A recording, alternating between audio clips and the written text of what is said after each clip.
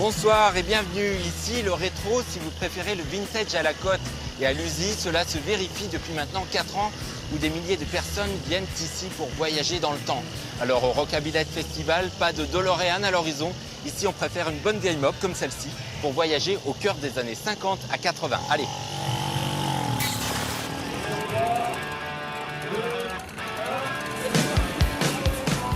102, 103 motobécanes bleues, des mobylettes par centaines et qui parfois se tirent la bourre, comme ici avec cette compétition de Gymkhana. Mais l'esprit reste festif et la passion de la mob chevillée au corps, quel que soit l'âge. Ça fait 4 ans que je suis bénévole ici. J'ai commencé à 8 ans et demi. Et moi j'adore ça, la mobilette, voir tous ces gens-là passionnés par la mobilette. Le cyclo à la côte et les associations se multiplient.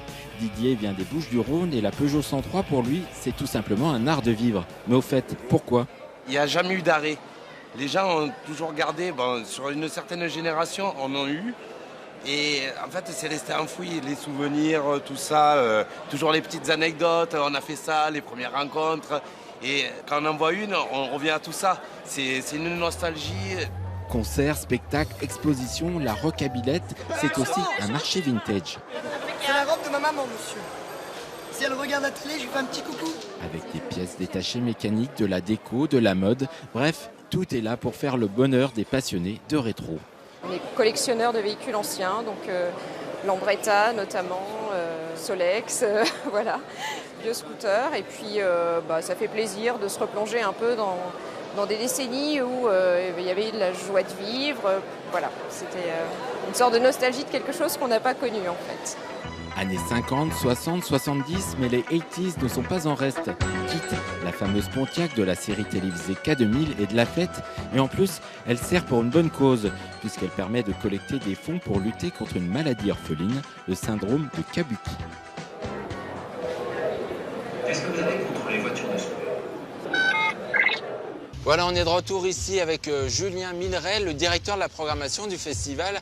Alors on l'a vu, Julien, il y a beaucoup de mobylettes ici, mais je dirais pas uniquement. Tout à fait. Comme on peut le voir juste derrière nous, il y a des spectacles de rue. Il y a un chapiteau aussi en fond de l'image. Et dessous, il y a des concerts, il y a de la musique rétro, 60s, vintage. On a eu des vinyles. Il y a plein d'animations. C'est un mélange de culture, d'animations un peu décalées, rigolotes, et du marché vintage et des rassemblements de mobylettes et de vieilles voitures. Pourquoi vous êtes lancé dans ce projet il y a maintenant 4 ans, c'est ça ? 4 ans. En 2011, j'ai fait un voyage de 2500 km avec mon ami Jérémy Rizet. On est parti de Lusy dans la Nièvre pour rejoindre la dune du Pilat. Et on est remonté avec nos mobylettes. Et là, j'ai eu l'idée de créer ce festival sur la mobylette et le vintage. Et la culture avec les spectacles et la musique.